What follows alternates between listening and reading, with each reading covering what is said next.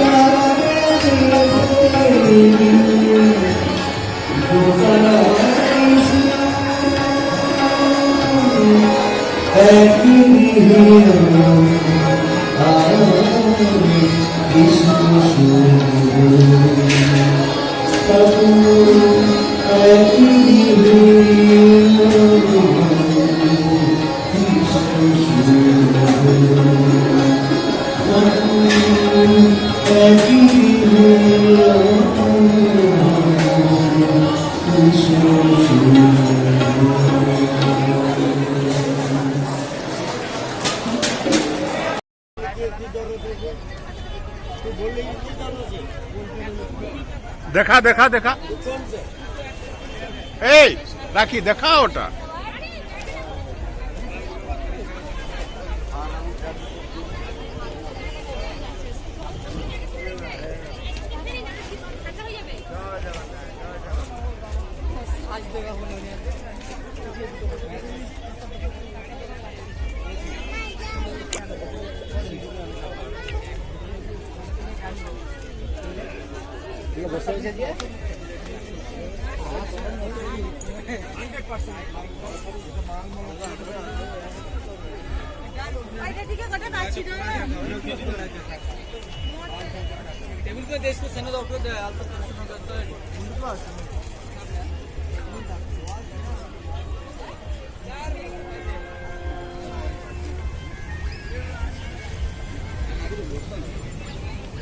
আজকে ঢেউটা দেখে কত বেশি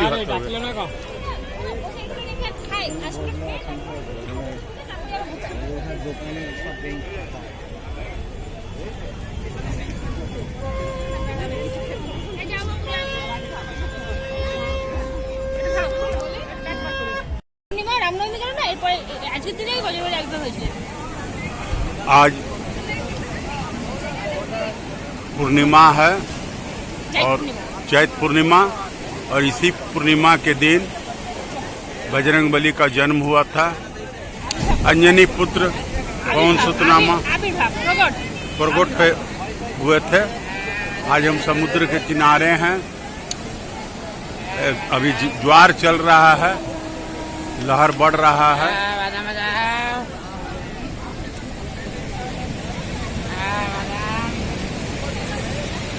समुद्र का लहर देखने लायक है।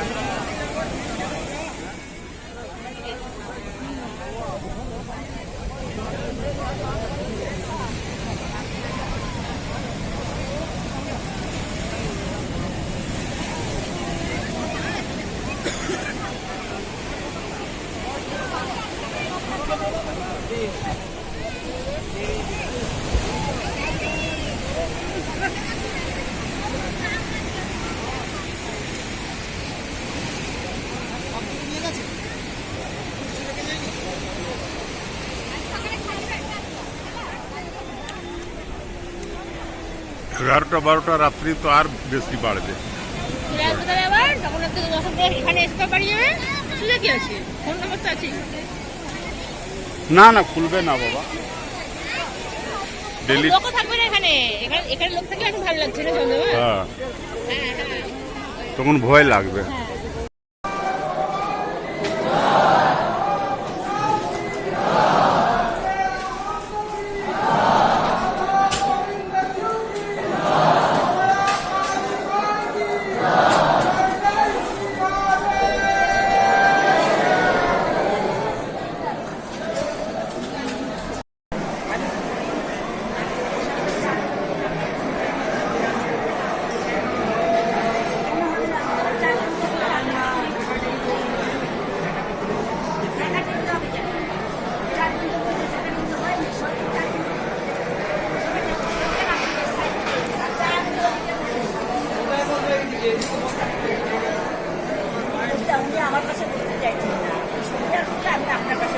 একজন বসছে।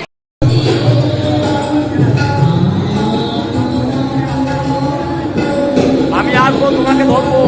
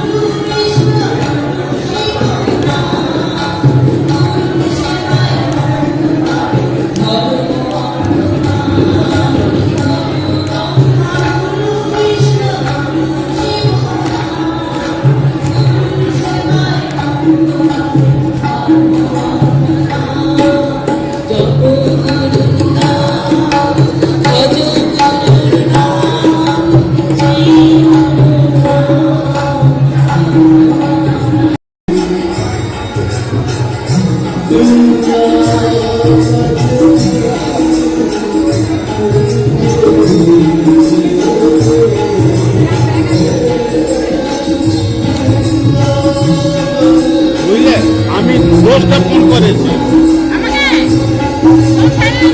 আজকে আমি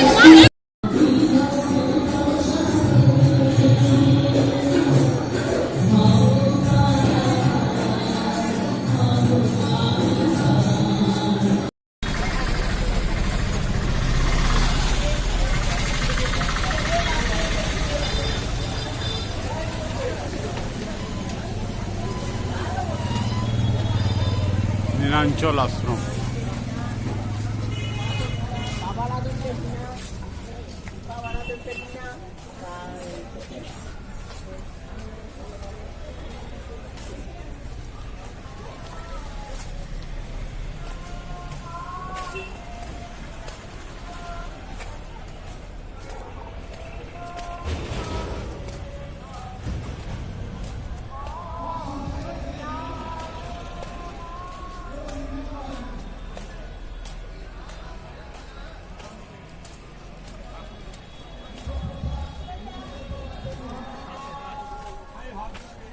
যাও যাও।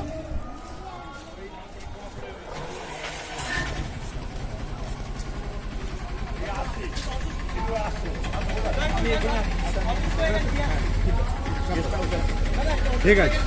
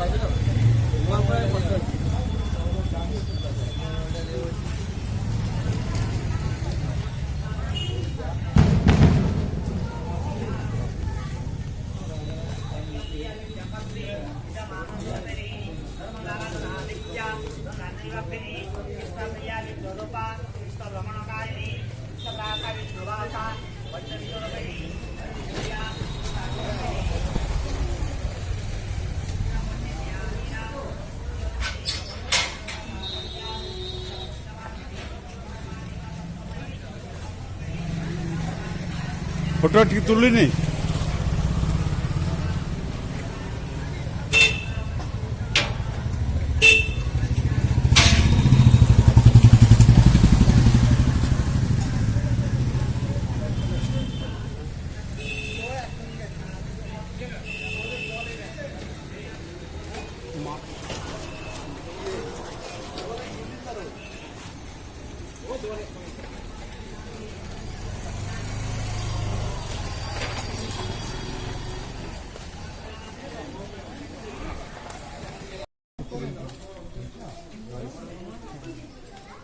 মানে নাম নিয়ে, হ্যাঁ নাম নিয়ে মন্দির থেকে কখনো কখনো এসেছে, কখনো কখনো এসেছে। কারণ বাবার ডান পাটা একটু অসুবিধা ছিল তো, ডান পাটা, সেই জন্য কখনো কখনো বন্ধুদের এগিয়ে গেল তো। হ্যাঁ দুটো এই যখন চলে গেছে দুটো তো আমাদের সঙ্গে ছিল।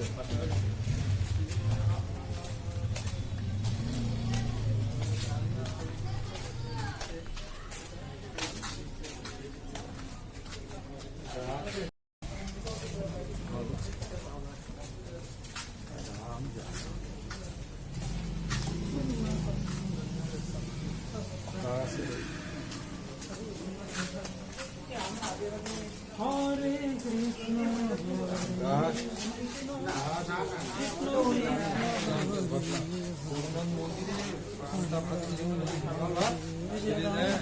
সেইটাকে জল দিয়ে ধুয়ে বেছে সেইটা নুন দিয়ে তারপরে তো নাড়লেন। তাহলে একদিন মতো হঠাৎ গিয়ে হয়েছে দাস রঘুনাথে ওইটা নিতে গেল, তা উনি নিতে দেননি, হাত ধরে ফেলেছি, হাত ধরে ফেলে পেছন থেকে। ও আমার মনে হয় এই না দাস রঘুনাথ হাতটা ধরে ফেলেন, হাত ধরে ফেলে রায় রামানন্দ গোবিন্দ দাস ওরাই ধরে ফেলে আপনার এটা চলবে। সেই থেকে বললেন মহাপ্রভু আজ থেকে দাস রঘুনাথের এর যে অবশিষ্ট থাকবে প্রসাদ সেইটা পেতে সেই তারা চলে যেত। ওনার মানে মহাপ্রভুর যে অবশিষ্ট খাবার দাস রঘুনাথ সেই থেকে বন্ধ হল, বন্ধ হয়ে গেছে না? শেষকালে বন্ধ হয়ে গেছে। যখন এখান থেকে শেষকাল থেকে চলে গেলেন বৃন্দাবনে রাধাকুণ্ডের তীরে, তখন তো বয়স হয়েছে 85 বছর বয়স না 86 বছর বয়স বেঁচেছে, অনেক বয়স। মহাপ্রভু থেকে ওই 5-6 বছরের ছোট ছিল বয়স। মহাপ্রভু হয়তো সংসার ত্যাগ করে হয়তো বছর 2 আছে, তারপরে উনি চলে এসেছে, তখন উনি 20-21 বছরের ছেলে। আর মহাপ্রভু যখন এখানে অপ্রকট হয়ে গেলেন তখন উনি বৃন্দাবন চলে গেলেন রাধাকুণ্ডের তীরে। তারপরে ওখানেও তাই রাধারানী দর্শন দিচ্ছেন, যাতে ওকে না কিছু করতে পারে বাঘ বাহাদুরকে। রাধারানী গাছের আড়াল থেকে দাস রঘুনাথকে দেখছে, মানে দাস রঘুনাথ জপ করছে না, রাধারানী এসে স্বয়ং গাছের আড়াল থেকে দেখছে দাস রঘুনাথ, যাতে না কিছু সাংঘাতিক ব্যাপার সব। এরা তো ভগবান কিছু জানতো না, কামিনী আর কাঞ্চন দুটোতেই তো তারা হচ্ছে, না কাঞ্চন না কোনো পয়সা নেই। মহাপ্রভুর কাছে তার পার্শ্বদের কাছে গোবিন্দ রায় রামানন্দ রাজমহেন্দ্র ছিলেন গভর্নর, রাজ্যপাল, সব ছেড়ে দিয়ে চলে গেল। রাজ্যপাল গভর্নর প্রতাপরুদ্ধে মানে ছোটোখাটো ওখানকার সামন্ত রাজা সব ছেড়ে দিয়ে চলে এলেন মহাপ্রভুর কাছে। তারপরে আবার কি না মহাপ্রভুর সঙ্গে এ হলো, তাতে রায় রামানন্দ হেরে গেল, আর মহাপ্রভুকে বাজি এটা রেখেছিল যে আমি যদি জিতি এই হবে আর আমি যদি হারি, তো বললো যদি আমি যদি হেরে যাই তাহলে আপনাকে এইসব জমি দেবো। তো মহাপ্রভু আমি জমি নিয়ে কী করবো, মানে 1000 বিঘে না কত জমি মহাপ্রভুকে দিল। সেই জমি রামানন্দ 1000 বিঘে মনে হয় জমি দিল মহাপ্রভুর মধ্যে। আমি নিয়ে কী করবো, জগন্নাথ মন্দিরে দিয়ে দেওয়ার জমি। জগন্নাথ মন্দিরে সেই জমি ফুলের মালা হয়, রাজার আমাদের ছিল ফুলের মালা সব, কিন্তু সেই জমিটা মহাপ্রভু গৌরহরি জগন্নাথকে দিয়ে দিলেন। আমি কী করবো না, ত্যাগের সব শিরোমণি সবাই, যেমনি গৌরমহাপ্রভু তেমনি নিত্যানন্দ, তেমনি অদ্বৈত আচার্য, তেমনি গদাধর, তেমনি সমাজসঙ্গী।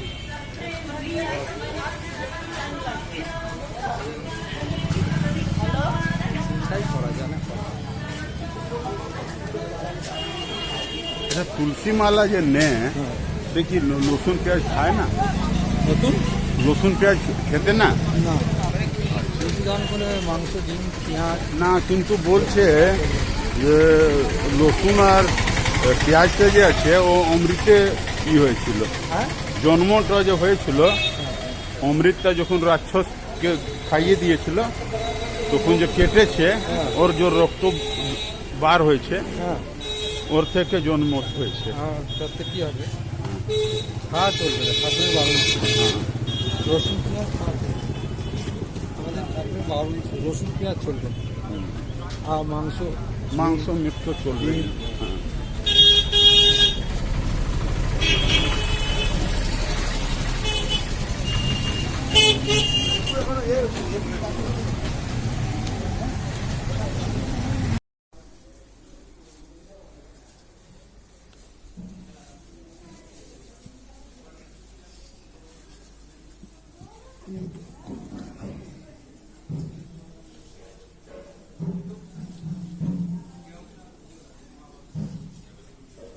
পাঁচশো বছরের এই গাছটা আছে, বকুল গাছ।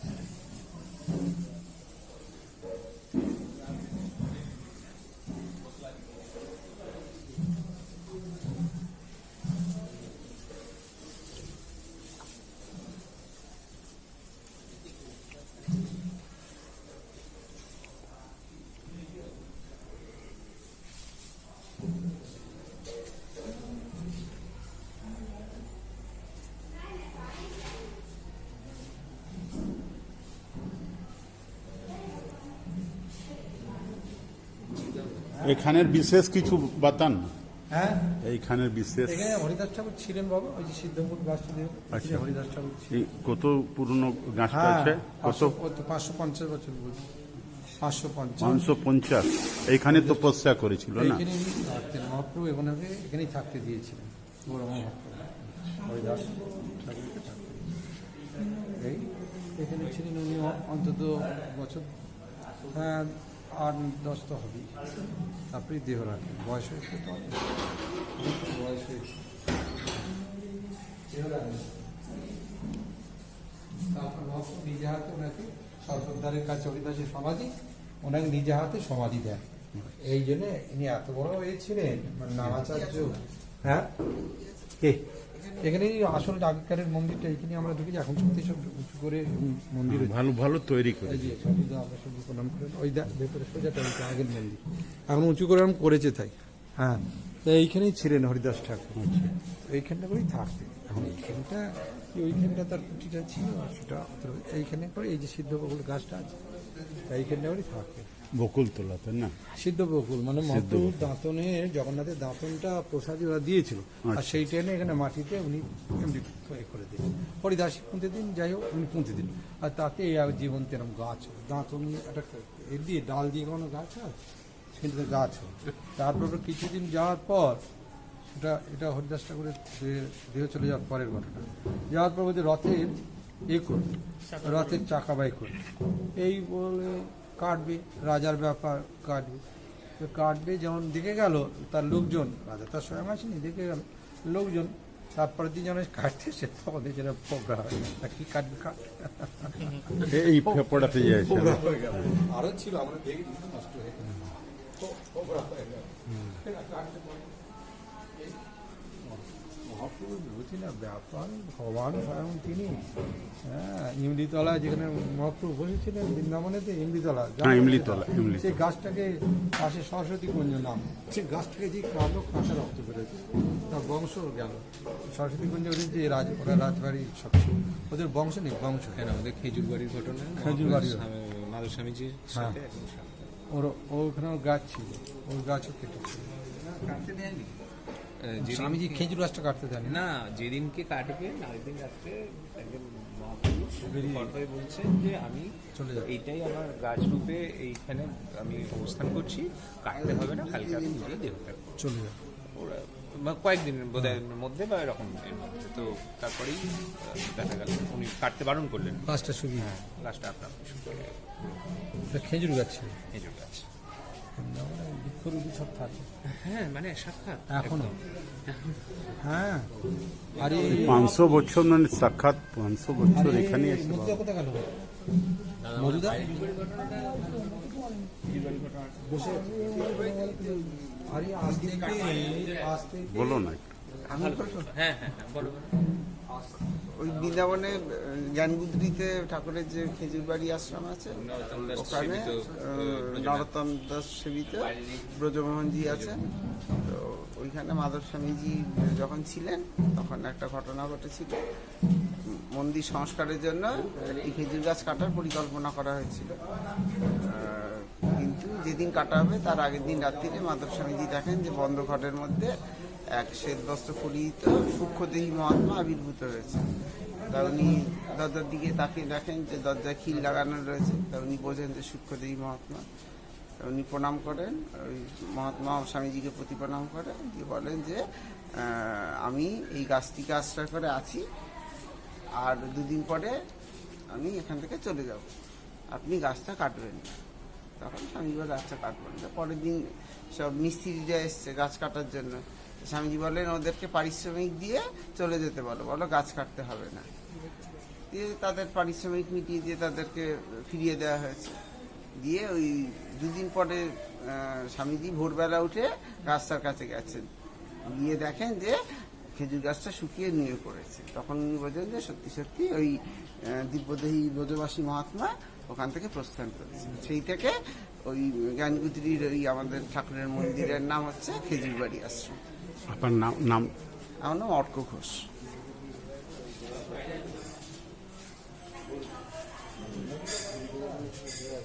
সুদর্শন এদিকে তাকাবে।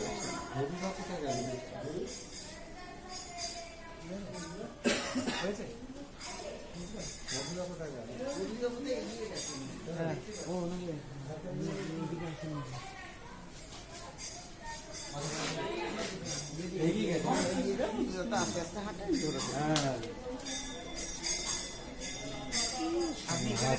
সব বাবার সঙ্গে না, আমি আছি বাবার সঙ্গে। মধুদা আছে, মধুদা যে গেল, মধুদা বাবার সঙ্গে, আমি আছি।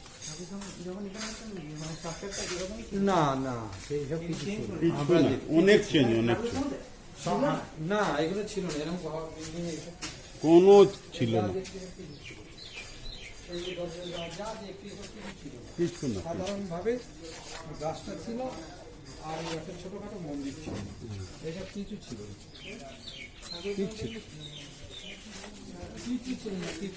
মোদি অনেক ধ্যান দিয়ে যত মন্দির অনেক ধ্যান দিয়েছে এখন। আমাদের যদি আগে যদি বলে যে নীলাচল আশ্রমে নাট মন্দির, আর পাবে যা আছে ফটোর কাছে। এখন কিসে নীলাচল আশ্রমে আগের নাট মন্দির আছে নেই, তেমনি কথা।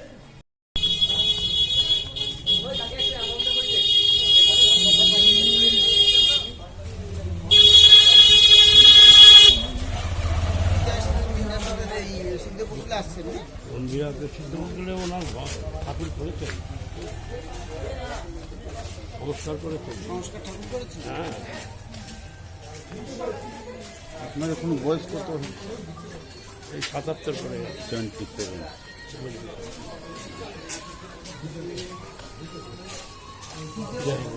জয় গুরুদেব। ছবিটা থেকে গেল।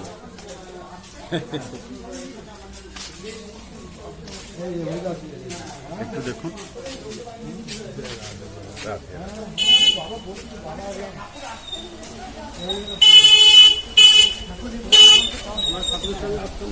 হ্যাঁ, জমিদারকেও আসতাম, পৃষ্ঠপোষকগুলোও ঠাকুরের আচ্ছা।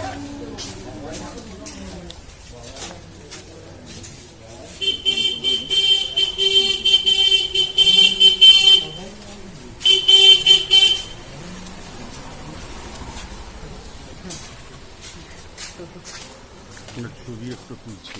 হ্যাঁ, সাধারণ মানুষ বুঝবে না। তিনি গৌরাঙ্গ মহন্ত, তিনি হচ্ছেন রামকৃষ্ণ পরমহংসদেব, তিনি আবার এই সীতারাম দাসম কালী একই। পরমহংসদেব বলেন একই, সব ঘুরে আসছে। বাবাও বলছেন এই দেখ একই ঘুরে ঘুরে আসছে। তার মধ্যে হচ্ছে কি, একবার ঠাস চালা করবো না, সেবাদা মাধব স্বামীজি, এগুলো আবার ঠাস। আর আমরা যেগুলো আছি আমার একটু দূরে, কিন্তু খাস হচ্ছে ওরা একবারে কাছের, মানে পার্শ্বদ, লীলা পার্শ্বদ একবারে। হ্যাঁ, ওরা একবারে না, আমরা রয়েছি, আমরা একটু তবে একবার হ্যাঁ। আর সেবাদা মাধব স্বামীজি বা আরো যারা সব ছিল পরমহংস স্বামীর সাথে, এই যে এরা একবার খাস বিপুলদা কাছের একবার। এরাই ওই ওই কেউ জগদানন্দ, কেউ তোমার হচ্ছে এইরকম সব এসেছে। এইটাই এই আর কি। মহাপ্রভুর এ সাংঘাতিক তার।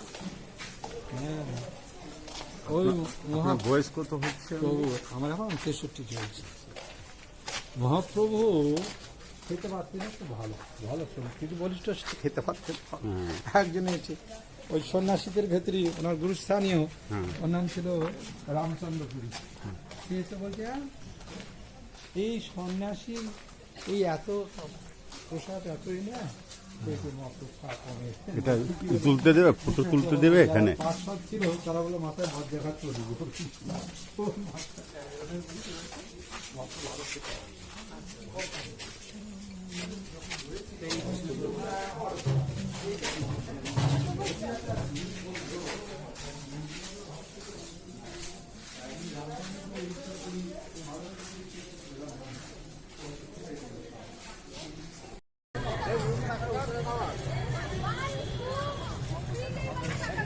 করবে তো অটো।